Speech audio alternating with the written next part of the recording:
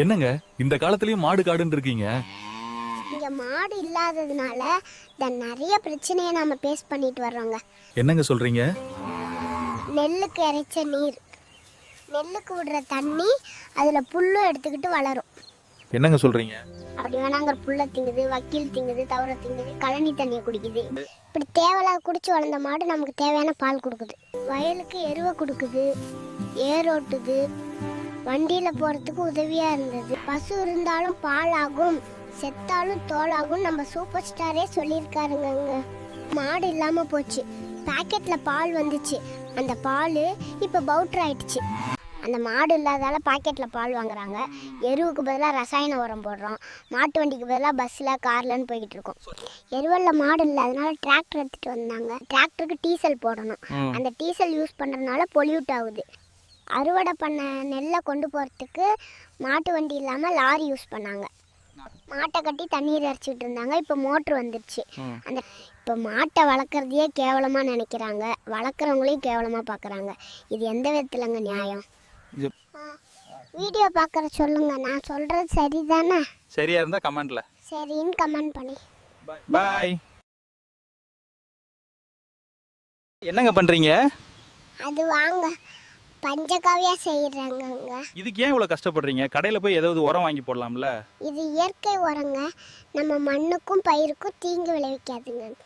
அது மட்டும் இல்லாமல் நம்ம விளைவிக்கக்கூடிய பயிர்கள் எல்லாமே உணவு பயிர்கள், அதில் எப்படிங்க போய் ரசாயன உரத்தை கொட்ட முடியும்? நம்மளை நம்பி நம்மக்கிட்ட பொருள் வாங்குறாங்க, காய்கறி வாங்குறாங்க, அவர்களுக்கு ரசாயன உரம் கலந்த உணவை கொடுக்க முடியுமாங்க? கடைகளில் பேக் பண்ண ஃபுட்டெல்லாம் சில ரசாயன கலந்து கெட்டு போகக்கூடாதுன்னு வச்சுருக்காங்க. நானும் ரசாயன கலந்த உரத்தை போட்டு அதனால் உருவாக்கின காய்கறியை கொண்டு போய் விற்றேன்னா அதுக்கும் இதுக்கும் என்னங்க வித்தியாசம் இருக்குது? நம்பி நம்மக்கிட்ட காய்கறி வாங்குறவங்களுக்கு நம்ம துரோகம் பண்ணக்கூடாதுங்க. நான் சொல்கிறது சரியாக இருந்தால் கமெண்டில் தம்ஸ்அப் பண்ணிட்டு போங்க. என்னங்க யோசிச்சுட்டே வரீங்க? அது வாங்க இங்கே பாருங்க, மரத்தையெல்லாம் அழிச்சிட்டே வராங்கங்க. அந்த போர்டை பாருங்க, டோன்ட் கட் த ட்ரீன்னு போட்டிருக்கு. மரத்தை வெட்டி அந்த மரத்தால் செஞ்ச போர்டில் டோன்ட் கட் த ட்ரீ.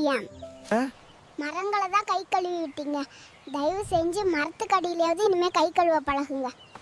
கை கழுவுன தண்ணீர்லேருந்து வர கனி கசப்பாக இருக்காதுங்க.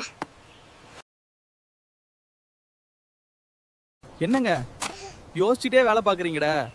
எனக்கு ஒரு விஷயம் புரியவே இல்லைங்க. என்னதுங்க புரியல?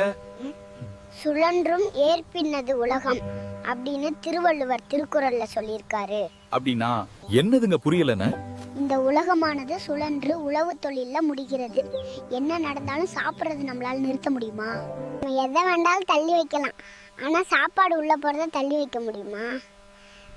அப்போ இந்த உணவை யார் உற்பத்தி பண்றாங்களோ அவங்க பின்னாடி கண்டிப்பா இந்த உலகம் நின்னே ஆக வேண்டும்.